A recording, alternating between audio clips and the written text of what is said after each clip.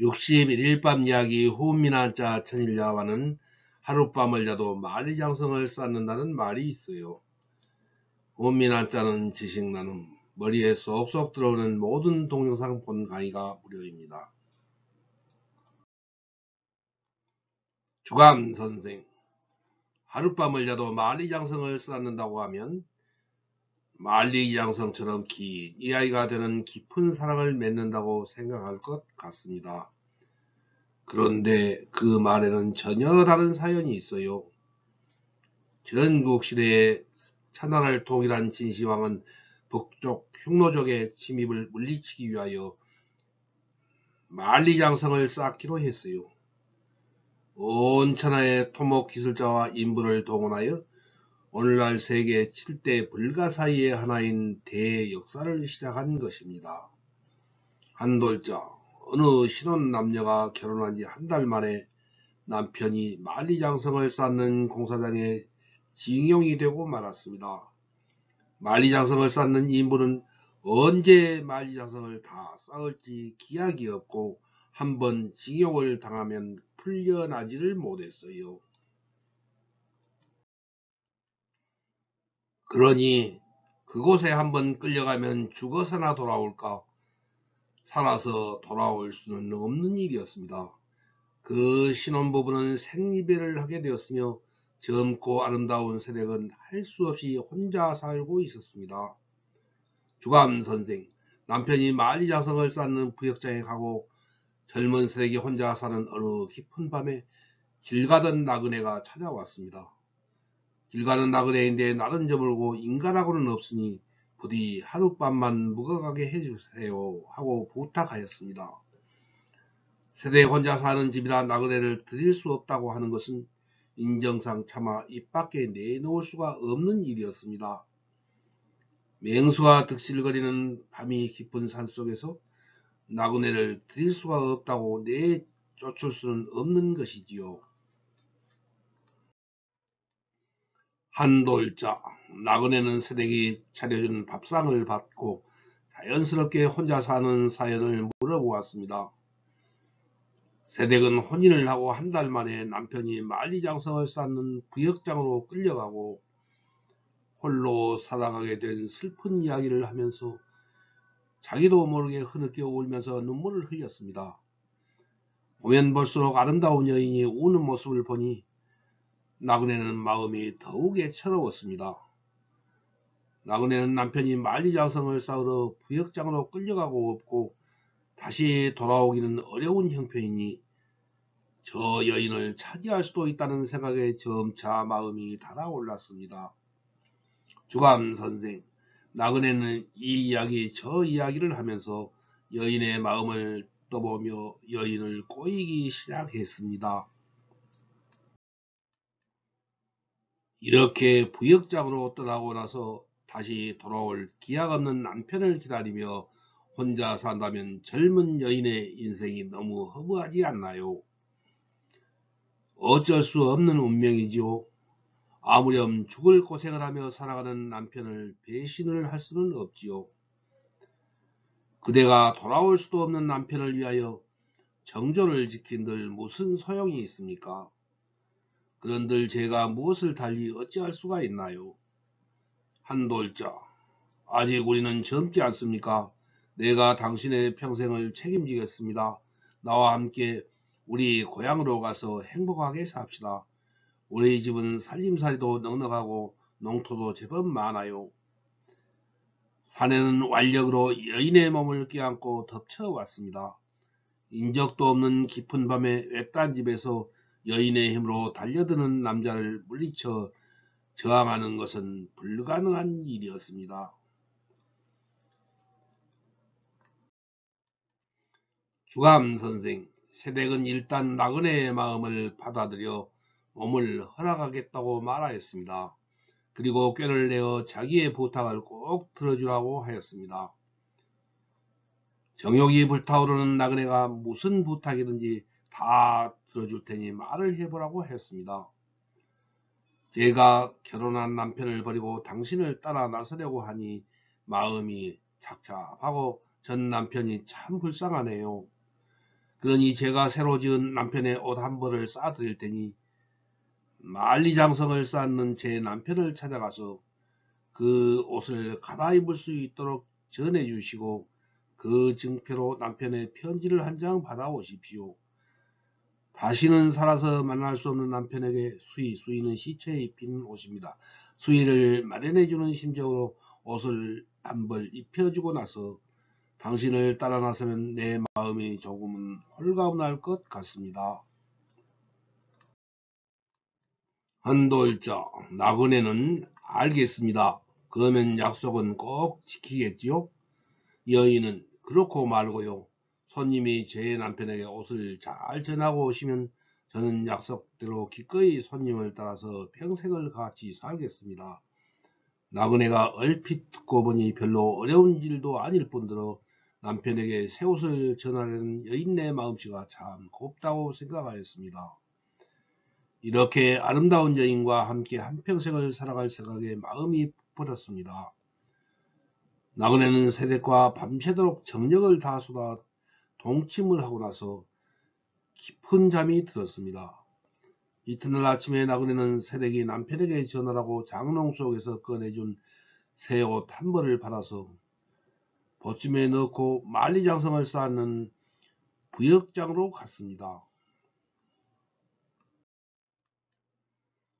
주감선생, 나그네는 새댁의 남편에게 옷을 건네주고 답장만 받아오면 되는 것이고 그러면 그 새댁은 자기 사지가 된다는 생각에 마음이 들떠 있었습니다.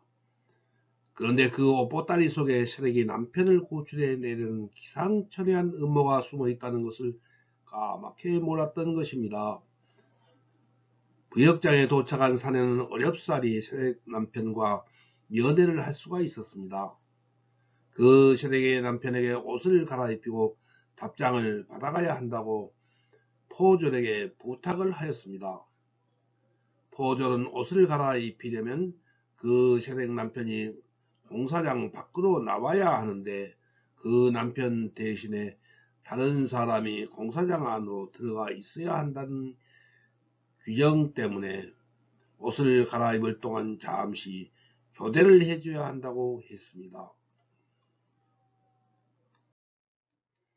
한돌자, 여기서 그 나그네가 정신을 제대로 차렸으면 그 새댁 남편과 교대를 해주는 실수를 하지 않았을 것입니다. 그러나 그 나그네는 오로지 하룻밤 동안 정욕을 불사른 그 새댁 생각에 마음이 들떠서 다른 생각을 할 여유가 없었습니다. 새댁의 남편이 나오자 나그네는 남편에게 답장을 한 장 써서 돌아오라고 하면서 옷보따리를 건네주었습니다. 새댁의 속임수를 눈치채지 못한 나그네는 아무런 걱정도 없이 만리장성 공사장 안으로 들어가고 말았습니다. 주감선생, 남편이 옷을 갈아입으려고 보자기를 펼치자 편지 한 통이 들어있었습니다. 당신의 아내 옥경이에요. 당신을 만리장성 공사장에서 탈출하시도록 이 옷을 전한 나그네와 하룻밤 정을 통할 수밖에 없었습니다. 이런 까닭으로 외간 남자와 하룻밤 통정한 허물을 평생 탓하지 않겠다는 각오가 있으시면 이 옷을 갈아입은 즉시 집으로 도망쳐 오십시오. 그럴 마음이 없거나 허물을 탓하시려면 그 나그네와 교대에서 공사장 안으로 들어가십시오. 자신을 만리장성의 공사장에서 도망쳐 나오게 하려고 할 수 없이 나그네와 정을 통하였다고 하니 그 남편은 새 옷을 갈아입고 도망쳐 나오면서 꿈인지 생시인지 어리둥절하고 감개무량하여 뛸 듯이 기뻤습니다. 한돌자, 그 남편은 공사장에서 도망쳐 나와 자기를 기다리는 새댁에 달려갔습니다. 남편은 다시 새댁을 만나서 아들, 딸 낳고 잘 살았다는 것입니다. 그러던 어느 날부터인가 만리장성 공사장에서 한 인부가 실성한 듯 눈물 콧물이 범벅이 되어 중얼거리는데 웬 여인과 하룻밤을 자도 만리장성을 쌓는구나 라고 하더랍니다. 이 지록위마, 한돌자, 지록위마는 지, 가리킬지, 록, 사슴록, 위, 위알위, 마, 말마로 사슴을 가리켜 말이라 한다는 뜻으로 윗사람을 농락하여 권세를 휘두르는 경우를 말합니다. 문자 신선, 진나라 시황제를 섬기던 환관에 조고란 악당이 있었습니다. 조고는 시황제가 죽자 유조는 유서로 내린 임금님의 말씀이란 뜻입니다. 유조를 위조하여 태자 부소를 죽이고 어린 데다가 어리석은 호예를 내세워 황제로 옹립했습니다. 그래야만 자기가 권력을 마음대로 휘두를 수 있기 때문이었습니다.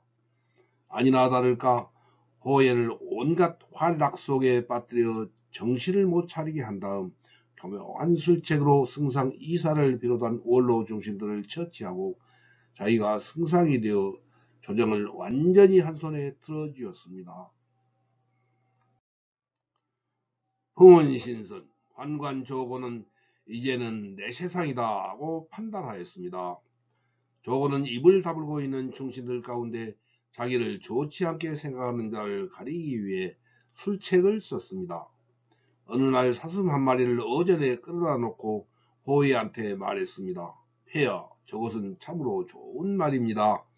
폐하를 위해 구했습니다. 승상은 농담도 심하시오. 사슴을 가리켜 말이라 하니 지록이마 무슨 소리요? 아닙니다. 말이 틀림없습니다. 조고가 짐짓 우기자 호에는 중심들을 둘러보며 물었습니다. 아니, 제공들 보기에는 저게 뭐가소? 말이요? 아니면 사슴이요?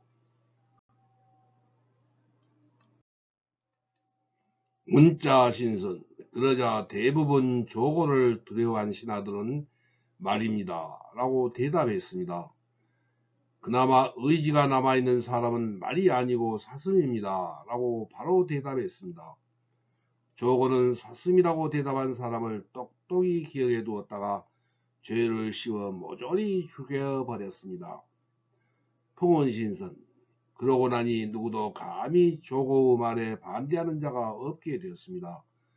나중에 사방에서 반란이 일어나고 유방의 군대가 서울인 함양으로 밀고 올라온 가운데 조고는 호해를 죽이고 부소의 아들 자영을 3세 황제로 옹립했으나 똑똑한 자영은 등극하자마자 조고를 추산해버렸습니다.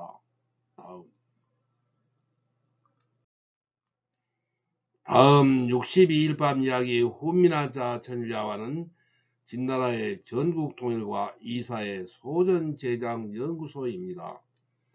존경하는 시청자 여러분, 내용이 좋으면 좋아요와 구독을 클릭하여 주세요.